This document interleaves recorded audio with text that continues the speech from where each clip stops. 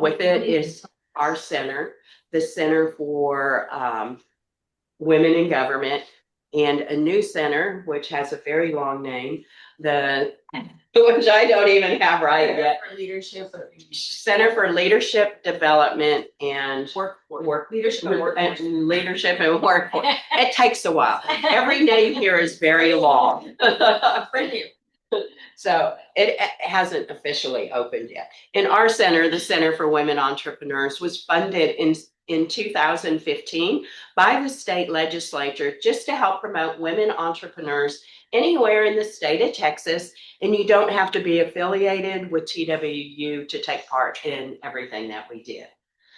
All right, so we like to go around the room and meet everybody in here. Now, for all of you online, put your information in the chat. We send out the recording, the chat, so even the people here can have your contact information. If you put that in there, you will get the slides as well. All right, let's see which side. I will start with you right there. So yeah, you can just say your name and your business, and loud enough so they hear online. Good morning. Oh, that's great. That's businesses. I have a hair care, Know Your Curls. It's a natural hair care brand, and then I have the Monet Method, which is my virtual assistant business, where I help entrepreneurs and founders with admin, operation, social media. So, nice to meet you. Hello, everyone. Good morning. I'm Ms. Wanda Wilson. I'm still getting my spiel down. I just relaunched my business, so now we're offering walkthrough. That's why I'm wearing my new shirt. We're a premier financial services company. We offer tax preparation, credit boosting services, business formation, and funding for becoming affiliates. Funding assistance. We don't fund. And guys, nice to meet you. Hello, everyone. I'm Stephanie Matlock with Empire Bookkeeping Firm, where we educate, we empower, and you succeed. I do bookkeeping, tax preparation, and public business entity formation and compliance.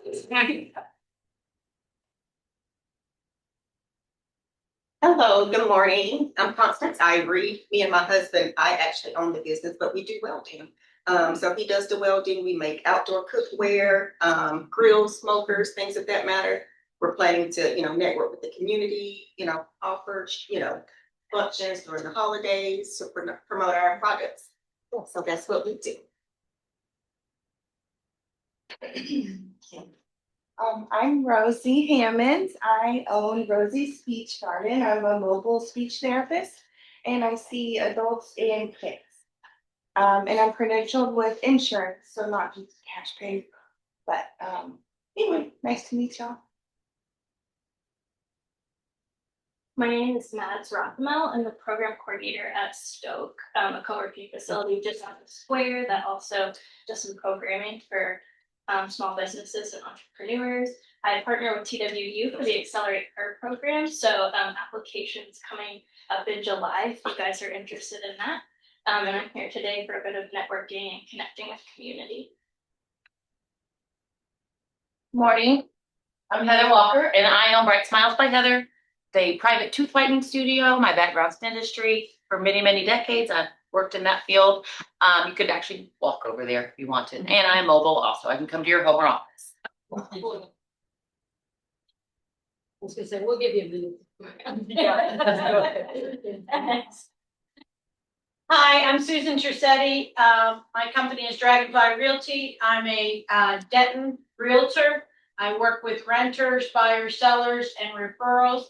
I also have a second, guess you call it a business. It's a podcast, which is called Breaking Up with Corporate. And so any entrepreneur that would like some free free for people to know where you are, who you are. We love people that have left the corporate world and are entrepreneurs now, and we'd love to tell your story. Hi, I'm Ashwini with Forge Consulting Group. So I'm into AI consulting, and we as a group help small and medium business owners get onboarded into this AI wave if you've been thinking, what should I do with AI? This is something new. I need to do it with my business. You can reach out to us and we help. See, not every business needs AI, so we could kind of look into it and give you a free AI audit and see where you really need it. And we help businesses on board and get more efficient with AI. Good morning, Jasmine Jones, with Applied Concepts for Change in Enterprise Learning. I have an engineering background, but my company focuses on fractional change management and organizational development for technical companies. Bit of a pitch. Hi, I'm Marge Atkinson. Ask Marge, the research stage. I help companies stop wasting tuition money on graduate programs their employees never finish and turn those half-done degrees into finished credentials with AI integrity and strong leadership pipelines. I'm still working on that pitch. So. Good morning, everybody. I'm Peggy Tabacal. I'm the owner of Empowered Pathways Therapy. We're a mobile occupational therapy service here that provides occupational therapy for children in the Denton and surrounding areas. Great, thank you. And again, I hope all of you online put your information in the chat. So I'm pleased to introduce our speaker today. We have Sharita Humphrey, who's here to show us the government contracting isn't just for big companies and doesn't have to be complicated. She'll break down where state and local governments are spending, why relationships matter, just as much as bids, and how to identify your next right step based on where your business is today. Sharita is a nationally recognized financial consultant, former government auditor, an award-winning business advisor who brings both insider knowledge and practical experience to this work. So please join me. We have her online today, Sharita Humphrey. Good morning, everyone. Thank you so much, Tracy, for that introduction. I am excited to be here. This has been a long time coming. I am in Houston, like they said, so I'm dealing with some weather. If you need me to speak a little bit louder, just let me know. Dealing with allergies, I like most of us are. But I'm excited to be here. I get to work with Kimberly Nielsen, also known as my Batman. So you may hear me say Batman, like she said, if you were here a few minutes earlier. But we get to do some great work here. I just wanted to give you a little bit of background before we hop in and know that this is interactive. Kimberly's going to be watching that chat for me if there's something that you want me to elaborate on. I want to be able to give you some things to be able to help you. I've done this. Our company has been awarded about 22 government contracts across the country. We've worked in corporate contracts as well. It has been an amazing opportunity for us to be able to come in and to be able to show others how to do it. This is going to be a high-level overview. We may have someone's in the room, but I definitely want to just kind of know, Kimberly, because as you watch that chat, love to be able to see how we can see who is in the room. Are you in the beginning stages? Have you won some contracts? Are you on to the next? Definitely want to kind of just know. Kimberly will watch that chat, and I'm asking for a reason because I want to make sure that I let you all know exactly what you need to do to get started. So I am going to share I believe, Kimberly, I have the hosting to share my screen.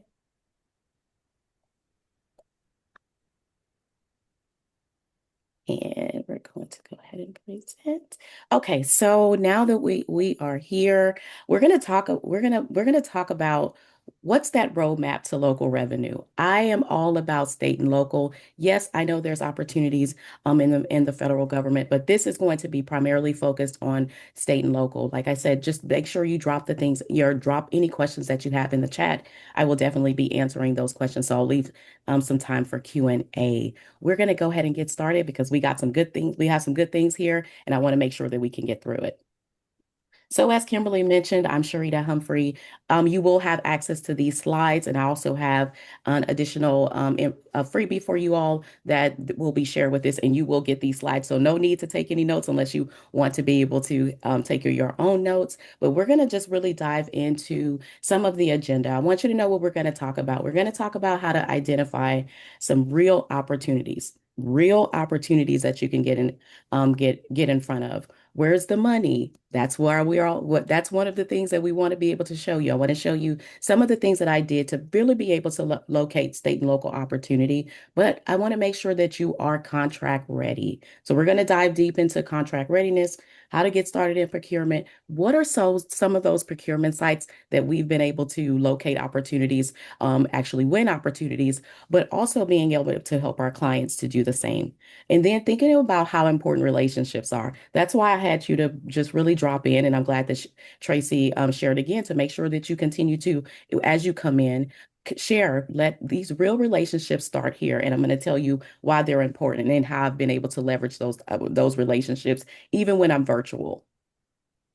So when we talk about real opportunities, what is really out there? One of the things that I want you to know as of this recording, because I know some of you all will go back and watch this later, but one of the things I want you to really think about and to hone in on are what are those opportunities? So one of the things that's not on this slide, and you probably want to take a note, or Kimberly will drop it in the chat for me, is I want you to be able to know where those are. Opportunities are not always announcements. They're not always made on a wish list or a big press release. The government speaks in a different way. And as Tracy mentioned, I am a former government auditor and analyst. So I want to be able to show you and give you some opportunities on what the agencies to look for. What are their active fiscal years? How can you continue to be on that recompete list? We want to just talk about how funding is a trail. It's a journey. There's going to be some hurdles, but one of the things is that you're going to be able to get to what all of us want to be able to see, with whether this is your first, fifth, or 35th government opportunity. One of the things that's really, really exciting is to see that all of your hard work has paid off. And that's getting that award letter to say congratulations. So one of the things what we want to start with is those agencies. A lot of times we're not looking at that. So let's start high level, because we're going to just kind of just break this down. One of the high level agencies that a lot of entrepreneurs, especially women founders, forget to look at is our county commissioner's office. That is a amazing opportunity for you to be able to build all of the things that I mentioned on that agenda. But it also gives you an opportunity for you to be able to get in front of opportunities that are current or up and coming. Because a lot of times what we don't know as entrepreneurs is your county commissioner has one of offices has one of the largest budgets in the state. And a lot of times we're not leveraging those opportunities. So I want you to be able to commit this, not next week, not this month, today, to look at your county commissioner's office. Look and see who are they, what are they doing, and what opportunities are real, and how can you connect with some of those real opportunities. Of course, one of the things when we talk about active fiscal years, the active fiscal year is from the state for the state government is normally September 1st through August 31st. So we're in this is what I always like to say around this time of the year, it's funding season. Because one of the things that the government likes to do is they want to be able to see how can they utilize and push out those opportunities that are still on their desk or things that are maybe coming up, or their time for them to be able to look at new opportunities. I want you to write down another real opportunity that's not on this screen. Another real opportunity is that we forget or we may not know about is that request for information, RFI. It is important. The reason why is because the state and local governments want to be able to see is putting out a RFP for this particular service or product or combination. Is there companies, are there consultants, are there firms who can do this? Most of the time we can just kind of say, oh, I don't want to complete that. I hear that a lot from our clients. They're like, oh, I don't want to complete that information. It's not going to turn into anything. I can tell you as I continue to be able to talk and I tell Kimberly, most of the time when I'm going out and meaning my team and I, we complete the RFIs because this allows us to be able to get in front of those opportunities before they become an RFP, let them know that we're interested in these type of opportunities, and to also let them know that we're here and to be able to kind of just pitch ourselves in our responses. And so we're not going to deep dive into that. I'll definitely, if you all like, I'd like to come back and be able to talk about how to be able to break down each one of those. But I definitely want you to remember, if you see something called a RFI, a request for information, even if it doesn't make sense to you, but it kind of aligns with what you do, fill it out and send it in. because your company or another company may be the opportunity to turn that into a request for a proposal. So when we're talking about real opportunities, it's looking and making sure that you're prepared, knowing what the fiscal years are, knowing what agencies that you want to be able to connect with, and then doing a deeper dive. Another opportunity that a lot of times that we don't look at is that we're not looking at our local economic development corporations, our EDCs. Those are a great opportunity for you to be able to get your business in front of your local city councils, that get to know some of the people, because most of your economic development corporation are working with your local city council. So really looking at how those opportunities, and I'm going to tell you all something that I haven't shared, I don't think a lot, except with Batman over there, is that one of the first opportunities that we were awarded was by going through our economic development corporation. We got the opportunity to do a 7-minute pitch to the Economic Development Corporation. That opportunity turned into us being able to share that information with the city council, and we were awarded that opportunity. It was supposed to be a short-term opportunity, but that opportunity turned into 18 months. So really looking at the opportunities that are out there when we talk about real things. So this is why one of the things that we talked about, especially for those who are in our accelerator, I'm the Houston Business Advisor, is that we always say, be ready for your pitch, because real opportunities happen all the time, even in the room. Because some of the things that the reason why I also asked is, what do you do? Because I want to be able to connect you to real opportunities that come across our desk. I'm gonna show you some of the opportunities in the procurement sites that we use here, but I also want you to all to realize that one of the things that the CWE does well is connect you with others who can connect you with other opportunities. So where's the money? We all know, we've all heard these, and I kind of just put these in here. Just construction, engineering, we know they're in IT. AI is a big thing. Education and professional development. We all know about healthcare and all the project management, but some of those opportunities that are not listed here, we don't think about them we don't think about how we can serve them. Some of the things that we were talking about, we have a graduate, and I'm going to just be able to share her because she just graduated, exhilarate her in Houston. She's doing DNA, Circuit Elite Services. They do DNA for construction. It's something outside of the box, but it's still something that is an opportunity for her to go after opportunities there. So when we're looking at these bigger industries, how do you fit in? A lot of times as women founders, we're like, I don't fit into construction. I don't fit into professional development. What does that mean? We've been awarded multiple opportunities with ISDs across the state and across the country. So when you're talking about those trainings and workshops and utilizing some of those things, are we looking at the opportunities that are right there in our own backyard? Right where you live and right where you may work is opportunities for you to be able to continue to be able to look at revenue opportunities when it comes through state and local contracting. But when we talk about project management, utilizing some of those skills, there's a plethora of opportunities in the project management space. We see them daily. But when we talk about transportation and logistics, most people are like, how do I get into that? That's not my thing. There's still leadership opportunities and trainings. There's opportunities for you to be able to turn what you do into a viable service. Of course, we all know that there's opportunities through when you say, where's the money? Of course, we know that there's great websites like Texas Smart Buy, and we're going to deep dive into that. But one of the things is really understanding where's the money. The reason why I asked is what you do is because a lot of times we're not thinking about that, oh, my service doesn't fall into one of these opportunities. My product and what I do don't fall in. And this is why having opportunities to be able to connect with the CWE and the advisors like Christina, it will allow you to be able to really break down, here's an opportunity for you to be able to look at your business in a different way.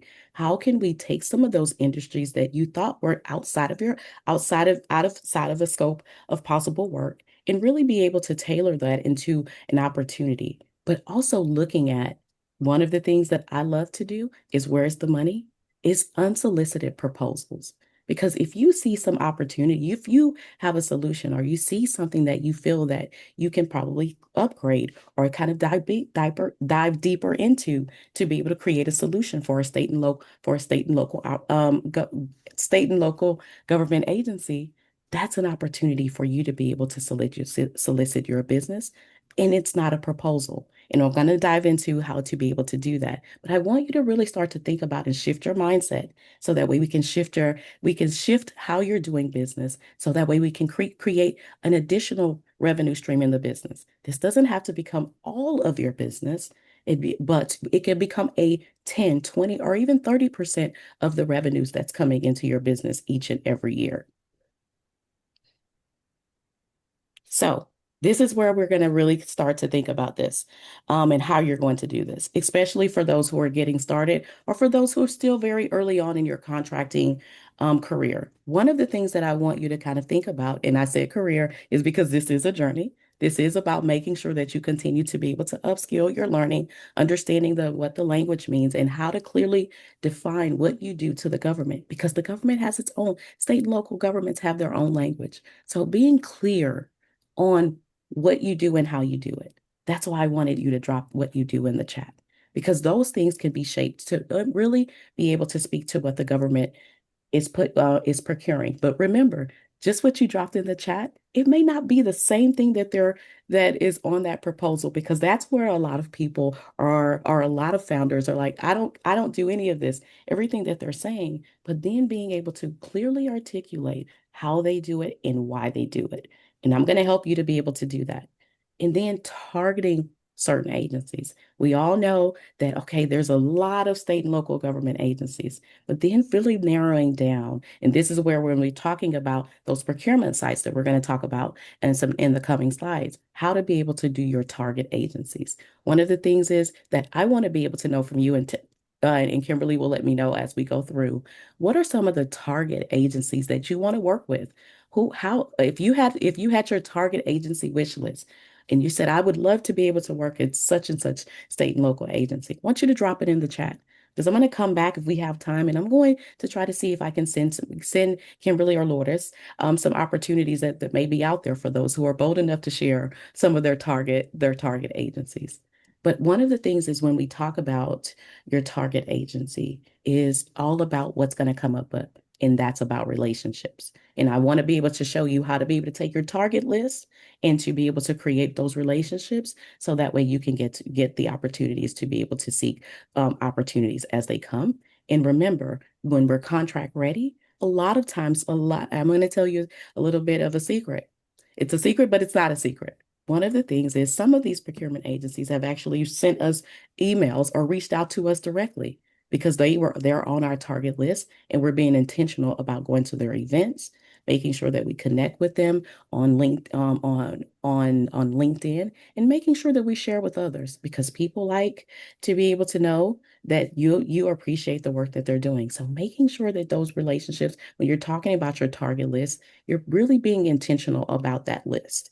So let's talk about your nicest codes. Make sure that it matches real work. And one of the things that I want you to remember as you look at step 3 is to really look at, there is a dollar amount attached to every nicest code that is out there. So I want you to really start to do some of your research and look at what's there. And I can show you a quick way to be able to do that. I'll drop it out. If someone reminds me, I'll drop a link in the chat. But pricing, this is where Christina and I sometimes have some conversations about pricing. How do I price? What does that mean? How do I price to the government? How do I get myself in there? Okay, I've found this opportunity, but how do I make sure that I know that I'm pricing and making sure it's a profitable situation? So what pricing is something that can handle. But one of the things I want you to know is that sometimes, depending on where they are in that fiscal year, so that's why it's important when contract readiness, there may be some opportunity, there may be slower payment cycles for them, just because there may be switching over in their fiscal year, their internal payment cycles may be different. So making sure that you're contract ready also means that you have the opportunity, that you have the bandwidth and the capacity to be able to handle some of those slow payment cycles. So remember what I mentioned to you before, that it's not that you want to make sure that you still have other opportunities that are coming in, and that you're not solely relying on this. Let this be a portion, especially if this is a new a new venture for you or a new opportunity for you, making sure that you have enough. And Kimberly and I are always like this, kind of thinking about fashion. I'll make sure you have enough runway to be able to handle financially those slower payment cycles. But number five, and this is why I told you I was going to make sure that you all have the freebie. So the capability statement, because those are the questions that I get all the time when we're talking about a capability statement. How do I craft it? I've seen them online. What do I do? What should be on it? So I wanted to, my team and I made sure that we gave you all a template to be able to craft it and make it your own. And the great thing about it is that Canvas made us all creators. We're all graphic designers in our own right. So being able to look at that. And one of the things that I want to be able to extend to those who are bold enough and complete it is that Kimberly knows that I can run through a capability statement and give you feedback. So I want to challenge about 10 of you on here to be able to complete your capability statement if you haven't. And if you have, to send it to me. I'm going to give you some quick feedback. Okay, because one of the things that we want to be able to do here is that we want you to go out and make sure that you're representing yourself in the best way possible when you're speaking to the government, because your capability statement is the resume to what you do to the government. And one of the things is they get capability statements all the time. And one of the things that I want you to make sure that your your capability statement is ready. Try to squeeze in all that greatness in one page if possible, because we want to be able to make sure that they can just remember you and do something to be able to stand out. So all of my information will be at the end. So if for those bold 10 entrepreneurs, I will give you, and one of the things is Kimberly knows about me is that I like timelines and deadlines. So you have until the end of the month, 10 amazing founders who are ready to be able to start their contracting journey. They have until the end of the month at the time of this recording to send me their capability statement. And I'm going to give you some quick feedback on how I feel your capability statement is and what you can do to really be able to amplify it. Because remember, we're currently in funding season, and the next funding season for the state government will start at the early fall. So I want you to be contract ready. Okay, so now we've kind of just got down what we need to do. We know we're thinking about where we're going to start. We're going to now talk about, let's get started with procurement. I want you to get started today.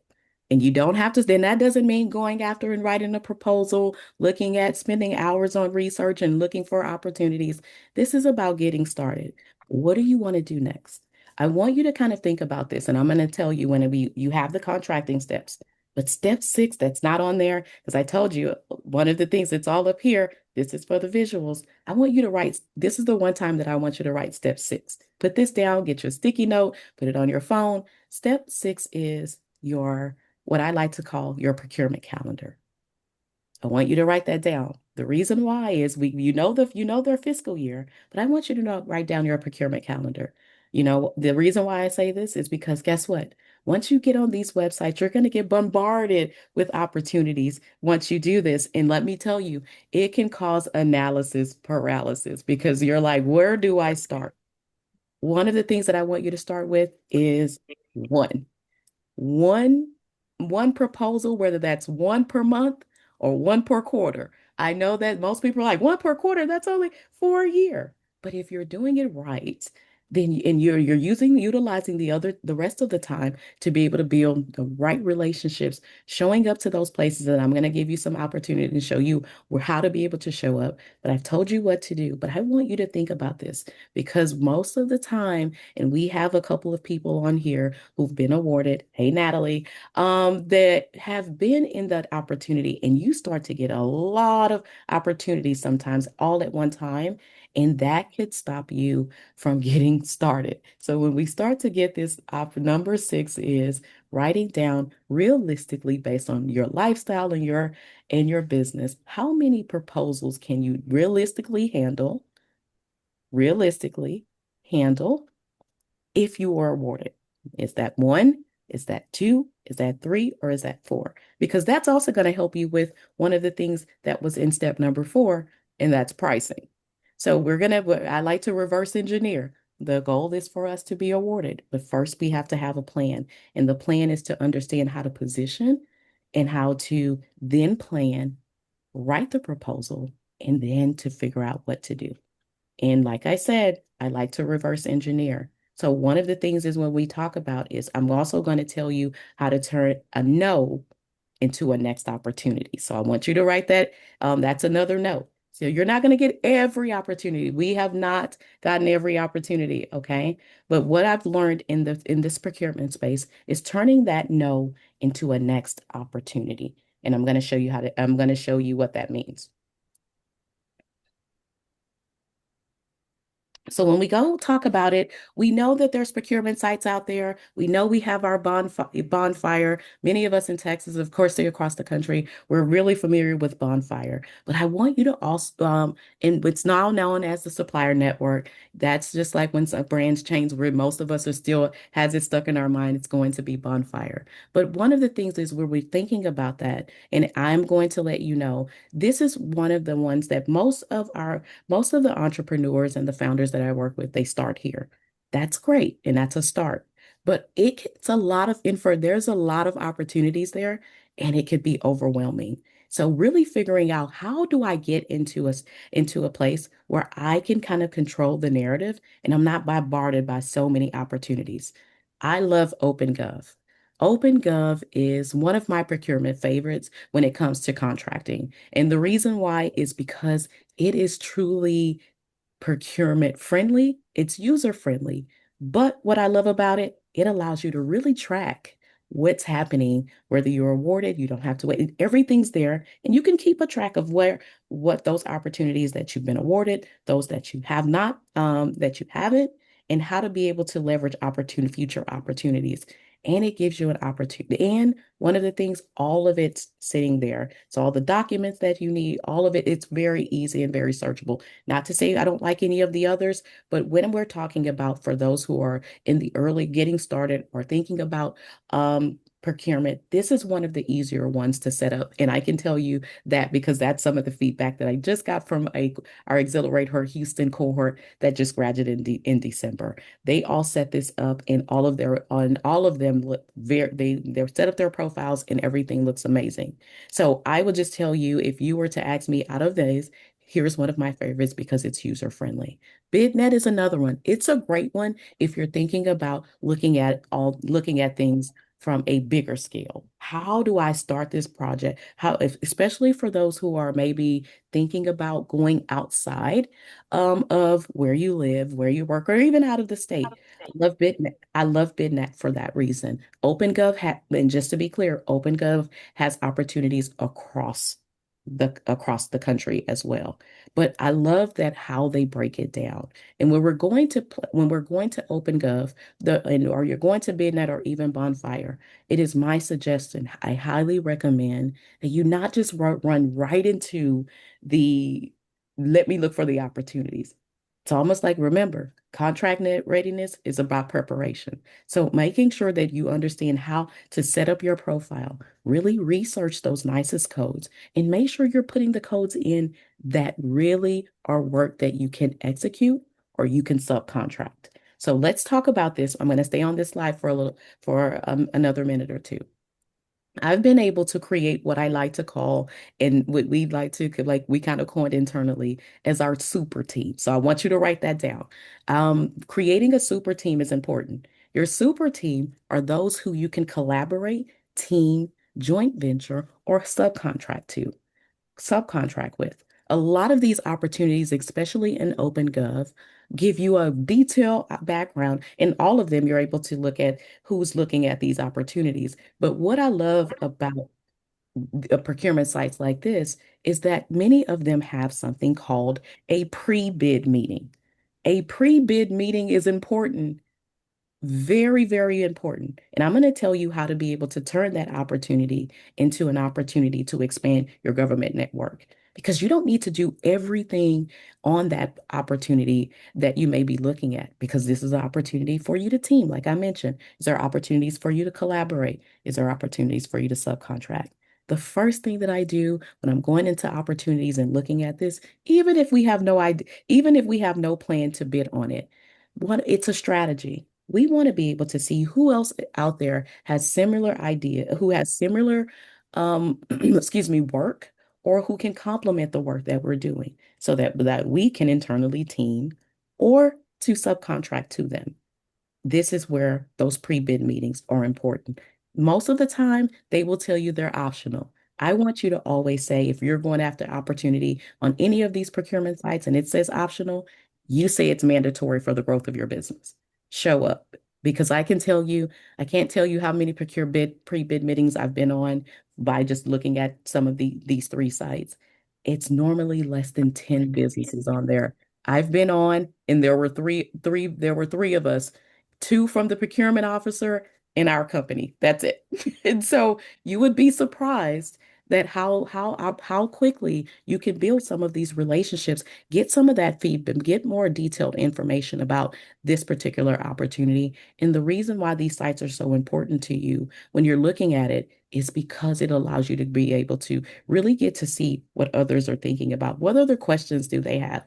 Kind of gives you a competitive edge if you're not going to be teaming and you're going after this alone, but it also gives you an opportunity to be able to see and think about some of those questions that you didn't even think about when you're thinking about going after this opportunity. Also, here's one another thing that we don't do when we're visiting procurement sites or we're thinking about our target agencies. When we're thinking about these opportunities, when we're looking at this, you need to see, is this the first time that they've put this opportunity out?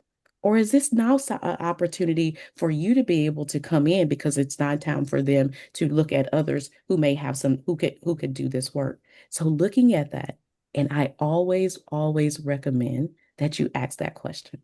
And the reason why, especially if you're going to go to that pre-bid meeting, and even if they decide that they don't have a pre-bid meeting, make sure that you add when you're going to those procurement sites that you're reading them on purpose and with purpose. Write down all the questions that you have because no question, and Kimberly can tell you this, is too small to be able to ask. Because if they don't want to answer it, they will just let you know. They'll look at it and consider it. Or if that's not a question that they can answer. So one thing when you're looking at these procurement sites, don't look at everything. Sign up with one. Remember, we want to keep a procurement plan.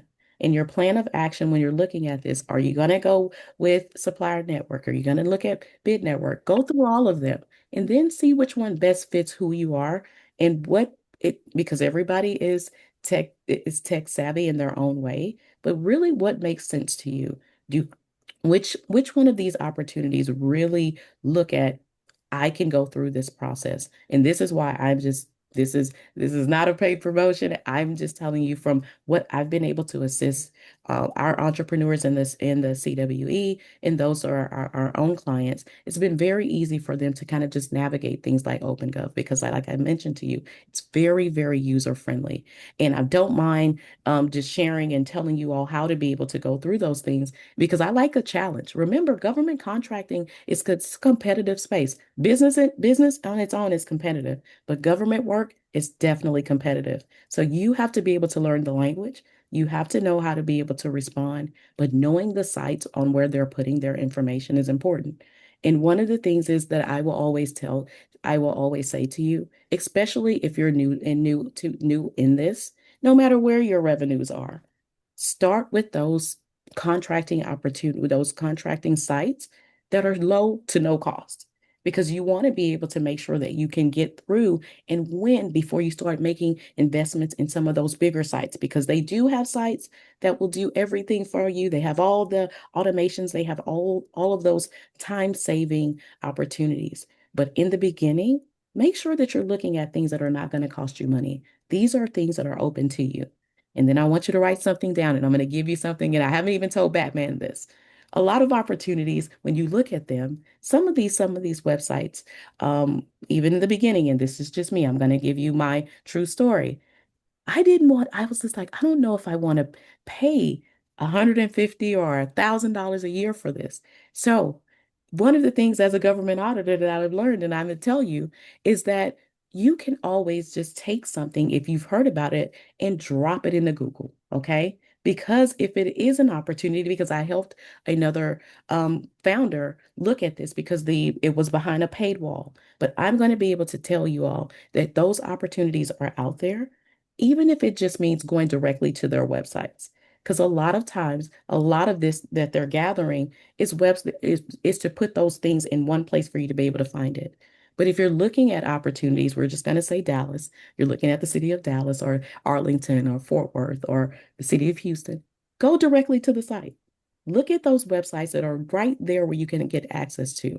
Looking at the opportunities that are there, whether you're talking about a township, looking at them, some of the smallest things are right there at your fingertips. And one of the things, and I'm a big advocate because I love rural communities, is to be able to look at the rural communities. They have a lot of opportunities when it comes to procurement, and a lot of times we don't look at them. So if you're in a major city like Dallas, Austin, Houston, look at those surrounding rural communities. Look at their websites because a lot of times is you're going to be able to gain a great competitive edge because no one's looking at those rural communities because they're like, are they doing this or do they have? Yes, they are.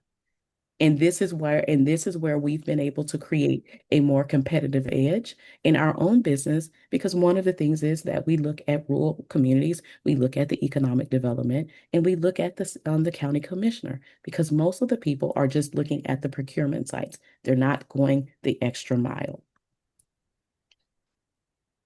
So we talked about how important it is when it comes to identifying real relationships. What we're doing here at the CWE and what we're doing as advisors is building real relationships with you. I told you it's vital to be contract ready, but government procurement is about understanding the language, understanding their active fiscal years or their upcoming fiscal years, then figuring out how do I identify and create real relationships. And I'm going to tell you, it's about layering those relationships. You all have dropped your information in the chat. You shared it in those for those who are in live in the room with Tracy and Lourdes. But let's kind of just now layer them on connections. A lot of the opportunities that I get is not about us always researching. We're doing real relationships. What agencies are the people that you know and that we know that we have relationships with? So one of the things that I do is I tell people what my goals are. What are my target agencies? Do you know someone there? Can you share my capability statement with them? Can you make a simple email introduction so that way, or let me know if there's an upcoming event where I can start to establish my own real relationship. Those are key. I love meet the buyer. I love procurement opportunities because it gives you an opportunity to be in the room. Most of the people who are new or who have never done government procurement, they're like, why would I go there? You don't always have to be ready. It's about getting ready, understanding how things are moving, talking to others who have been there. You may never know. There's someone who was bold enough to say, I'm going to meet the buyer, and I don't have a capability statement. That was me. And so I was just there because guess what? I was so nervous about going, I left them at home on the computer. But one of the things that I did was I still connected with them. And I it made it my business to make sure that I let them know what I did. And of course, they asked me for a capability statement. The funny thing is just being honest really goes a long way. They still let me talk about my 30 seconds. I didn't get the 2 minutes like everybody else who had their capability statement. But what I did was build some really great relationship with others who were not just in the procurement agencies. It was the people who were in the room. So teaming, that is another opportunity that I layered to be able to get into these opportunities. We don't do all these opportunities by ourselves. There's no way.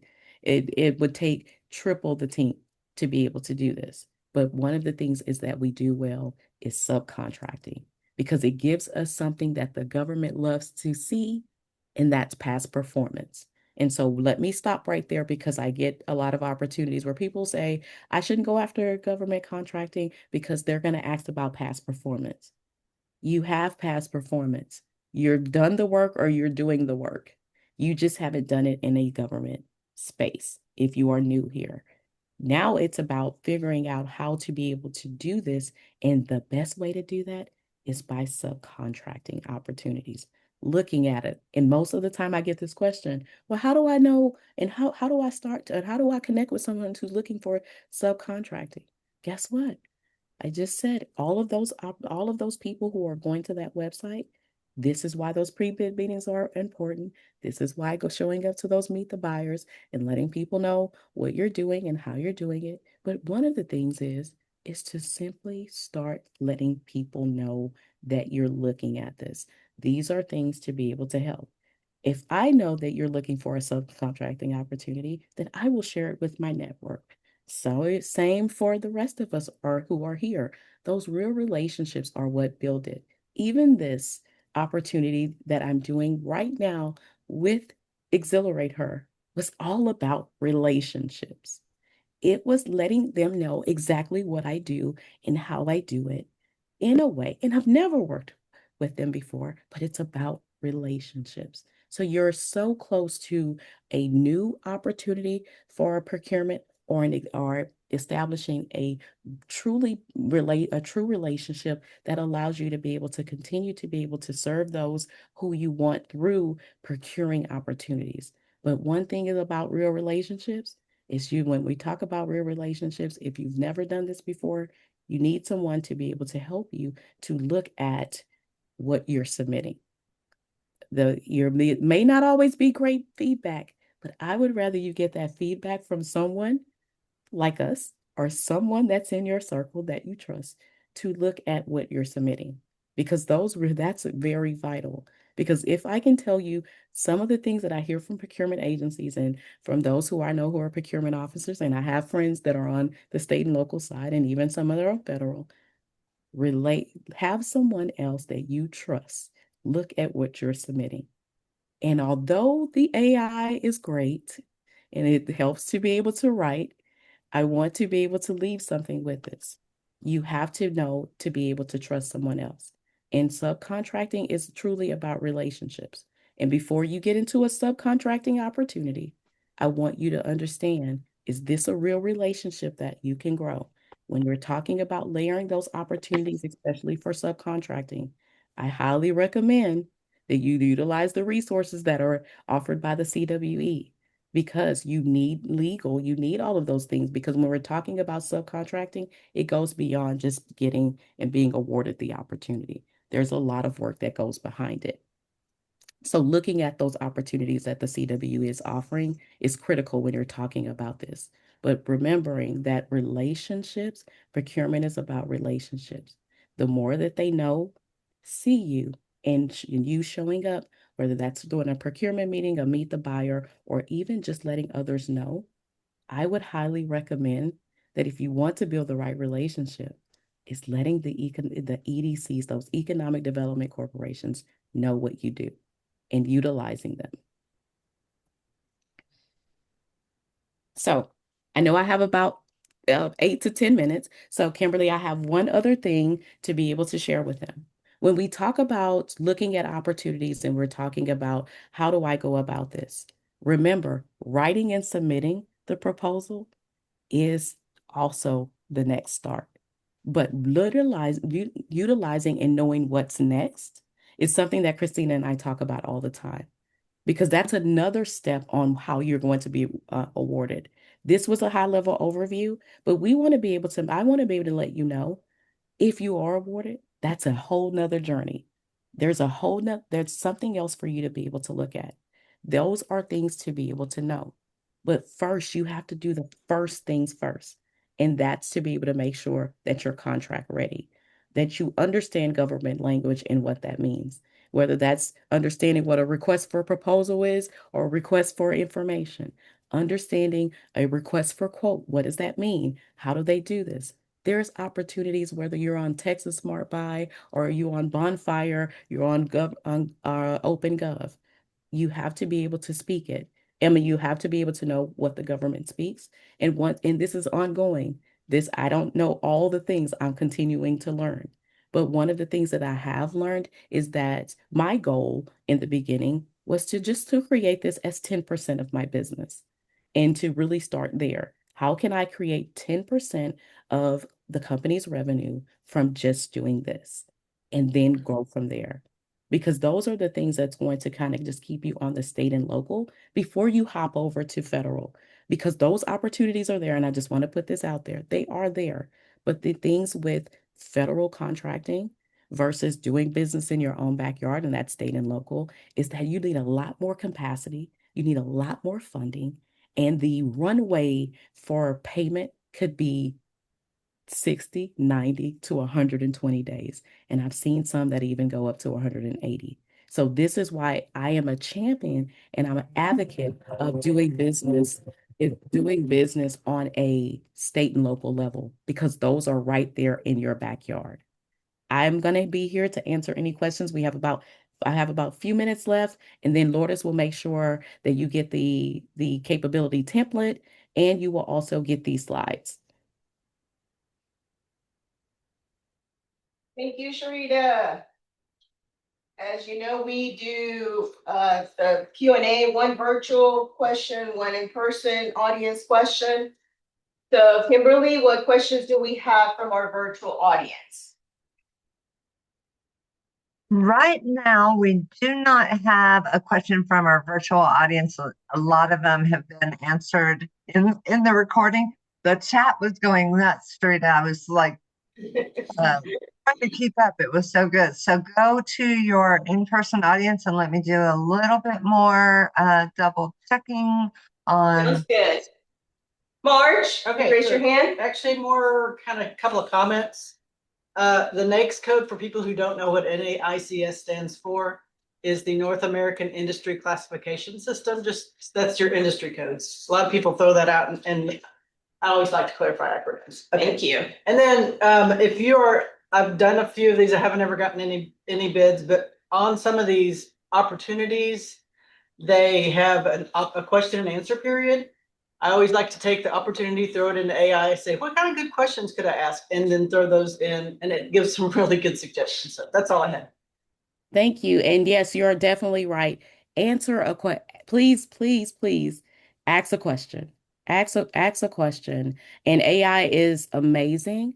One of the things, just to piggyback off of, and I'm sorry I missed her name.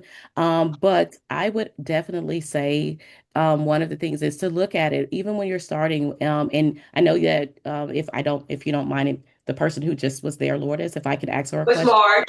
That was Marge. Okay, Marge. Okay, nice to meet you. I know you said that you did not. You've submitted some RFPs. Correct. Have you? Okay, and you said you have not been awarded. If Marge, if you want to, I just want to give you something, and this is for you. Did you request a debriefing for the ones that you were not awarded? No, because that was a long time ago. I now know. Okay, so yeah, going, if you decide to do it again, and this is just for everyone in the room, if you're not awarded, I want to make sure that you write this down, a debriefing. As soon as you get that notification that you were not awarded, request a debriefing. The debriefing will let you know how they scored your particular proposal, why you were not awarded, Sharita, you're having they will give technology you issues. feedback on how to be able to But this is strengthen at the end. future Yeah, just opportunities. but the debriefing. There she is. Yeah. Are you back? There you go. Right. No, so It's or is it ours? no, it's hers. Yeah. Mhm.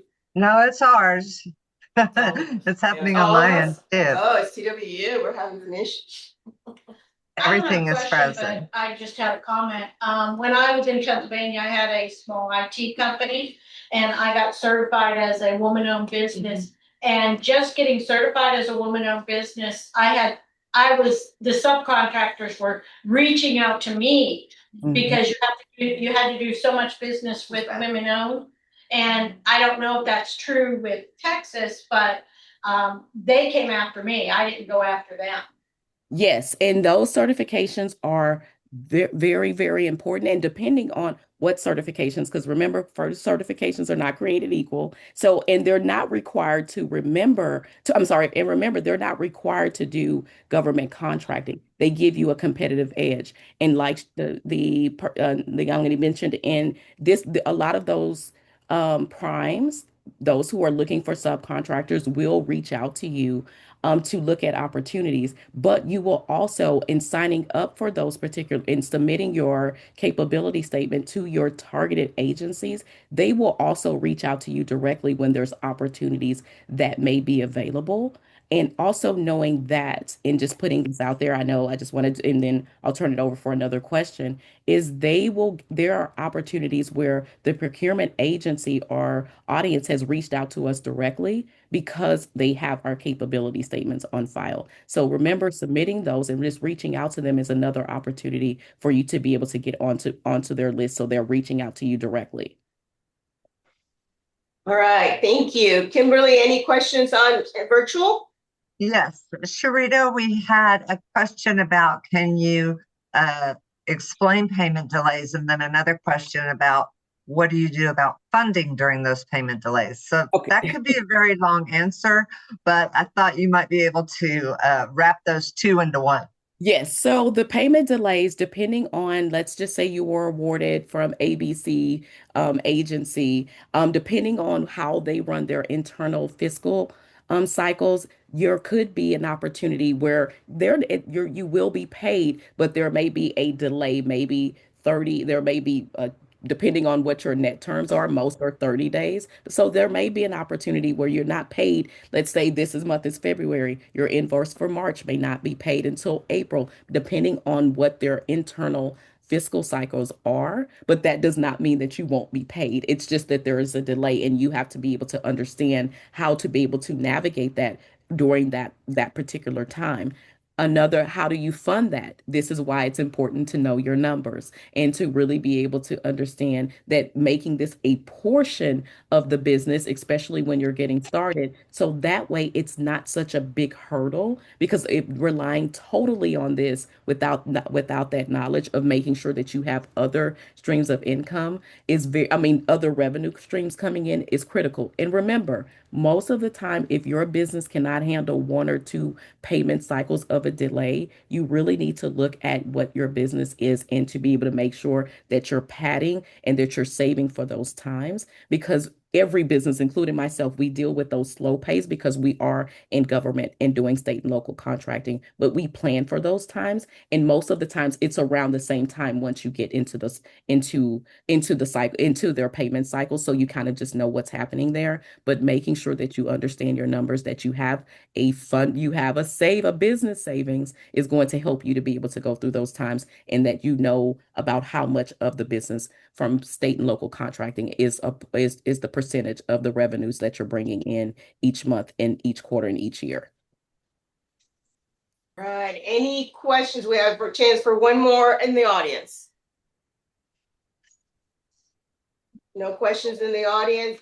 Any one more question in virtual? That's all we got time for. Just ask for her contact information, her email. Many in chat aren't sure where to find it. Yes. Her email address. Your email address, Sharita. We will send all that information with the replay, by the way, but Sharita, if you wouldn't mind sharing it right now. Got it. Yes, Kimberly did just yes, she has a CWE contract advisor, so she has a CWE email that I just put in there.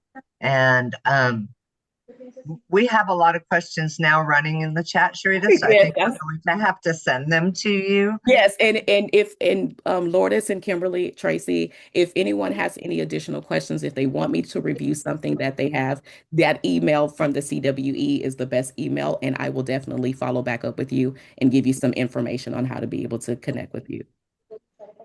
Sharita, there was one comment that you made during the talk about you were going to drop the link to the NACE codes. Yes, I will send that to Lourdes if it's okay. Yeah, just because I know send it with the resources. I will put that inside of the resources. And I will see if I have an opportunity to kind of just go back through.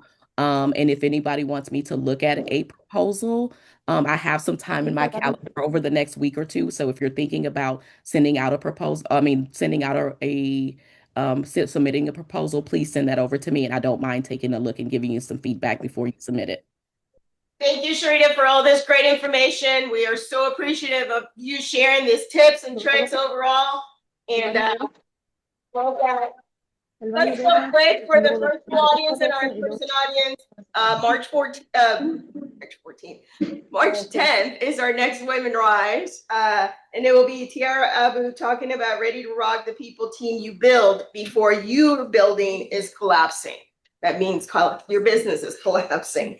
So we look forward to hearing from her. We also have our first quarterly workshop coming up, and that will be March 14th. And that will be Lauren Rutledge, who's the Chief Navigation Officer. She's going to talk about your next move, align, clarify, and act. So thank you once again, our virtual audience, for being with us. Please remain for the virtual networking. Kimberly, you have the floor, so I'm passing it on to you. And Kimberly, I'll hang back. Stop So the if anybody recording. has any questions, I'll stay back I'll stay back. So if anybody wants to drop their questions in the chat, I can definitely. All right. Remember to stop that recording, Kimberly. Thank you. Have a great day. Thank you, good Lourdes. Thank you, Tracy. Have a great